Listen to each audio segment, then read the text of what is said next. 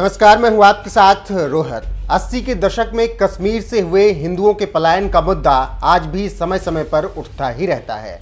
खुद बीजेपी जहां कश्मीरी हिंदुओं को दोबारा घाटी में बसाने के मुद्दे पर चुनाव लड़ चुकी है, तो वहीं अब खुद को देश के प्रधानमंत्री नरेंद्र मोदी का समर्थक मानने वाले फिल्म डायरेक्टर विवेक रंजन अग्निहोत्री ने कश्मीरी हिंदुओं पर एक ऐसी फिल्म बनाई है जिसे लेकर जबरदस्त बवाल मचा हुआ है। एक तरफ जहां ये मामला कोर्ट तक पहुंच गया, तो वहीं दूसरी तरफ कॉमेडियन कपिल शर्मा ने भी अपने शो में इस फिल्म को प्रमोट नहीं करने का फैसला कर बड़ा पंगा ले लिया।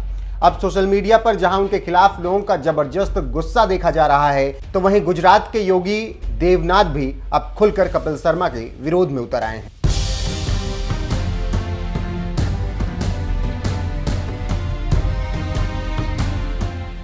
विवेक अग्निहोत्री की film the Kashmir files trailer आने के बाद से ही चर्चा में बनी हुई है।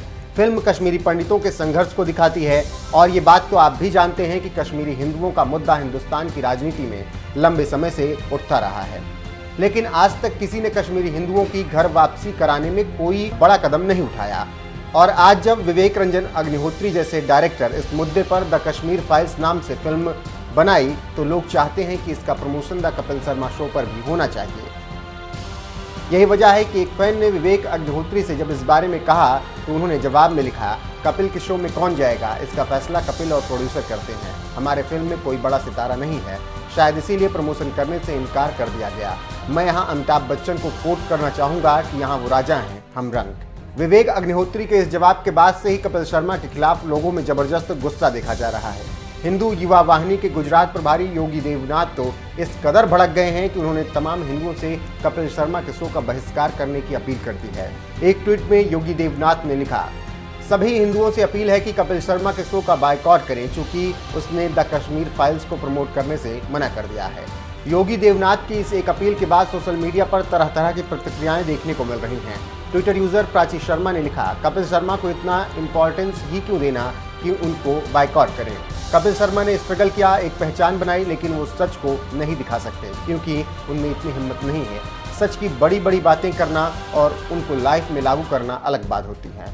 भरत मिश्रा नाम के ट्विटर यूजर ने लिखा, सभी सनातनियों द कश्मीर फाइल्स फिल्म देखें और अपने मित्रों को देखने के लिए कहें। यह फिल्म 5 लाख हिंदुओं के पलायन, निर्मम हत्या की दर्द भरी घटना है। कैसे एक पल में उनका सब कुछ छिन जाता है। विवेक अग्निहोत्री जी, धन्यवाद यह फिल्म बनाने के लिए। विजय सिंह परमार ने तो विरोध में कपिल शर्मा को ही ब्लॉक कर दिया और लिखा, द कश्मीर फाइल्स को प्रमोट करने से मना कर दिया है, इसीलिए मैंने उसको सीधे ब्लॉक कर रखा है। जो हमारे समाज का नहीं वो किसी काम का नहीं, boycott Kapil Sharma show. Twitter user Ravishankar Singh ने लिखा, देवनाथ जी, कपिल शर्मा जैसे नौटंकीबाज की जरूरत नहीं पड़ेगी। कश्मीर जैसी फिल्म को हिट कराने के लिए हम सब हिंदुओं एक होकर इसे सुपरहिट करा देंगे। ट्विटर यूजर राजेश पाटनी ने लिखा, कपिल शर्मा के लिए पैसा बड़ा है, देश और देश की सच्चाई नहीं। हिंदू युवा वाहिनी के गुजरात प्रभारी योगी देवनाथ ने जब से हिंदुओं से द कपिल शर्मा शो का बायकॉट करने की अपील की है, सोशल मीडिया पर कुछ इसी तरीके से प्रतिक्रियाएं देखने को मिल रही हैं। एक तरफ जहां कपिल शर्मा का विरोध हो रहा है, तो वहीं दूसरी तरफ द कश्मीर फाइल्स को रिलीज होने से रोकने के लिए यूपी के इंतजार हुसैन सैयद नाम के शख्स ने बॉम्बे हाईकोर्ट में एक याचिका दाखिल की थी और दावा किया था कि फिल्म का ट्रेलर मुस्लिम समुदाय को गलत ढंग से पेश करता है और कुछ दृश्यों से सामुदायिक कटुता को बढ़ावा मिलता है। याचिका में फिल्म को एक तरफा भी बताया गया है, हालांकि हाईकोर्ट ने इस याचिका को खारिज कर दिया और अब ये फिल्म अपने तय रिलीज डेट 11 मार्च को ही सिनेमाघरों में रिलीज होने के लिए तैयार है। सर, मैं तो ये कहना चाहूँगा कि इतनी फिल्मों का हिस्सा रहने के बाद इतनी कामयाब फिल्म में काम करने का ये फिल्म जरूर आपके लिए खास होगा और सबसे खास होगा क्योंकि ये रियल लाइफ से कनेक्ट करता है आपको। मैं पिछले 10 साल से मैंने काम कम कर दिया था, बिकॉज मैं पहले तो इसी वजह से 522 फिल्में कर चुका हूँ, इतनी फिल्में की हैं।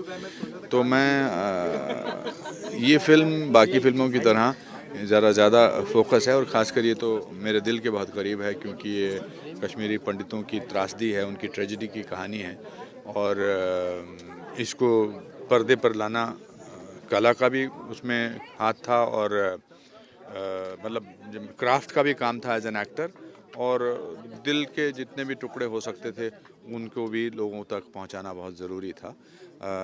ये इस ट्रेजेडी का जो 400,000 लोगों को या 4 लाख 5 लाख लोगों को 19 जनवरी 1990 को अपने घरों से निकलना पड़ा और पिछले 32 साल से उनको कोई न्याय नहीं मिला है। तो कभी कभी उस ट्रेजेडी को देखकर पर्दे पर एक थोड़ा सा मरहम का काम होता है। वो जो उनके साथ हुआ वो तो वापस नहीं आ सकता। जिनके अपने लोग चले गए, जिन औरतों का रेप हुआ, जिन लोगों का मर्डर हुआ या जिनको घर से निकाल दिया गया, वो तो वापस नहीं आ सकता है। लेकिन उनकी ट्रेजेडी जो है वो लोगों तक पहुंचेगी। इससे थोड़ा सा लगता है कि चलो हमारे साथ कोई हमदर्दी दिखाने वाला होगा। फिल्म के जो निर्देशक है हमेशा कुछ अलग करने की कोशिश करते हैं। पहले भी जो फिल्म बनाई थी वो भी अलग थी, ये भी अलग है। क्या कहना चाहेंगे, कितना बड़ा एक रिस्क फैक्टर इन्वॉल्व होता है जब कुछ अलग करने? मुझे विवेक की फिल्म ताशकंद फाइल्स बहुत अच्छी लगी थी। बुद्धा इन ट्रैफिक जैम में मैंने खुद भी काम किया था। कभी कभी अपनी कॉलिंग मिल जाती है, आपको लगता है कि अब ये मैं बनाना चाहता हूँ, ये मुद्दे से जुड़ी हुई फिल्में मैं उनमें काम करना, उन पर पिक्चर बनाना चाहता हूँ। I think Vivek Ranjan Agnihotri has got his calling, he has found his niche, he has found his truth, and that's very very very powerful. Sir, अगर आपके कैरेक्टर की बात की जाए, सबसे ज़्यादा डिफिकल्ट पार्ट क्या कुछ रहा आपके लिए, ये जानना चाहेंगे? You see, just because आप कैरेक्टर की भावनाओं को महसूस कर सकते हैं, पर उसको उसी हिसाब से दर्शाना बहुत मुश्किल होता है। क्योंकि जो महसूस किया हो उसका दर्द तो एक इंडिविजुअल को महसूस होता है, लेकिन वो करोड़ों लोगों को कैसे महसूस होगा उसके लिए कला की ज़रूरत पड़ती है। तो इसमें दोनों को, जो कैरेक्टर का नाम है पुष्कर नाथ है, जो मेरे फादर का भी नाम था, दोनों को जोड़कर लोगों तक पहुंचाना और अपने दर्द को छुपा कर रखना, वो बड़ा मुश्किल था। बट काम मुश्किल ना हो तो उसको करने का फ़ायदा क्या, अगर ना हुआ तो। सर, आपसे और एक बात जानना चाहूँगी, जिस तरह से आपने ये कश्मीर फाइल में पूरी ये जो मतलब रिसर्च किया है, आपने सारी सच्चाई को आपने दर्शाने की कोशिश की है, जानना ये चाहूँगी कि कहाँ पे आपको लगता है कि सबसे ज़्यादा फॉल्ट यहाँ पे है, इसलिए ये घटना हुई, किसकी फॉल्ट लगती है? कभी कभी सच्चाई को दिखाने में एज इट इज़ उसमें किसका फॉल्ट रहा, किसकी परेशानी थी, वो लोगों को डिसाइड करना चाहिए। हम तो कहानी के पात्र हैं और हमने कहानी को दिखा दिया। पूरी दुनिया जानती है कि इसके किसके terrorism is the biggest enemy of human beings, of human kind, of world today. और यही टेररिज्म का ये जो थे, ये शिकार हुए ये कश्मीरी पंडित। एक वरना कश्मीर जो है वो उसका कश्यप, ऋषि कश्यप के नाम से उस पर रखा गया है, और धीरे धीरे धीरे धीरे करके सब लोग वहाँ से निकाल दिए गए हैं। तो आई थिंक टेररिज्म ने हर किस्म के इंसान को, हर किस्म के धर्म को नुकसान पहुंचाया है, न केवल पंडितों को, ब्राह्मणों को या हिंदुओं को, पर उसमें मुसलमान को भी काफ़ी टेररिज्म के शिकार हुए हैं, काफ़ी उनकी भी जानें गई हैं। सरदारों को अभी भी कश्मीर में कितने लोगों ने मुसलमानों को ही मारा है, कितने सरदारों की रिसेंटली हत्या की गई है। तो biggest enemy of today's world is terrorism. नमस्कार।